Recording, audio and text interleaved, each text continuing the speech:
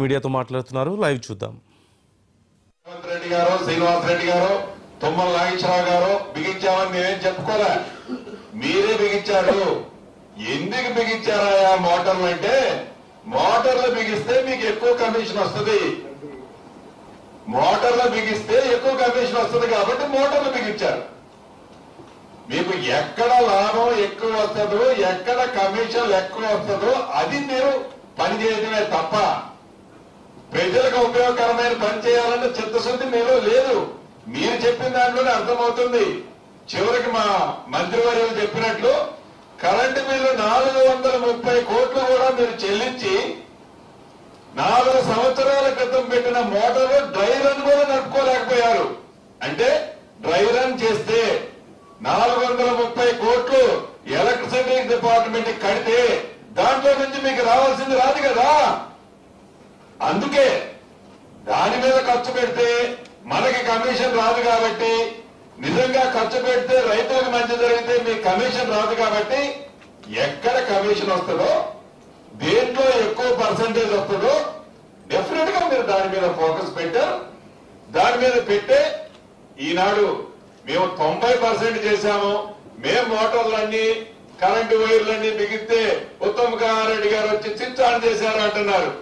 బిగించింది మీరే. ఎక్కడైతే ఎక్కువ డబ్బు మిగులుతుందో ఆ ఐటమ్స్ చేసుకుంటూ పోయారు. అనేక వేదికల మీద మా మంత్రి గారు నేను చెప్పాం, కమిషన్ల కోసమే మీరు ఆలోచించారు తప్ప కుక్క గోతుల్లాగా ఒక సైంటిఫిక్ గా మీరు పని చేయలేదనేది అనేక సందర్భాల్లో చెప్పాం. చెప్పింది నిజం. నేను సీతారామ ప్రాజెక్టు 0 నుంచి ఎండ్ దాకా కెనాల్ మీద తిరిగా. మీరు తిరిగి మాట్లాడుతున్నారు, నేను తిరిగి మాట్లాడుతున్నా. మాజీ మంత్రివర్యులు ఒక్కసారి ఆలోచించుకోండి. మీకు చిత్తశుద్ధి లేదు. ఖమ్మం జిల్లా మీద ప్రేమ ప్రేమ వలకబోసి చెప్తున్నారు కదా.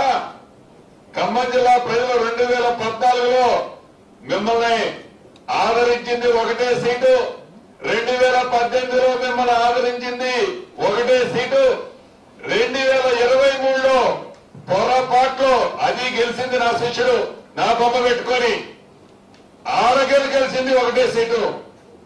ఖమ్మం జిల్లా ప్రజలు ఎప్పుడు మీ మాయ మాటలు, మీ మాటలు, మీ మామ మాటలు, మీ ఇద్దరు మాయ మాటలు ఎప్పుడు ఖమ్మం జిల్లా ప్రజలు నమ్మలేదు, విశ్వసించలేదు.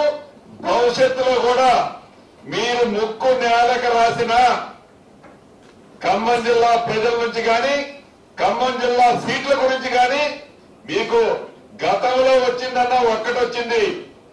మళ్ళీ ఎప్పుడన్నా ఎన్నిక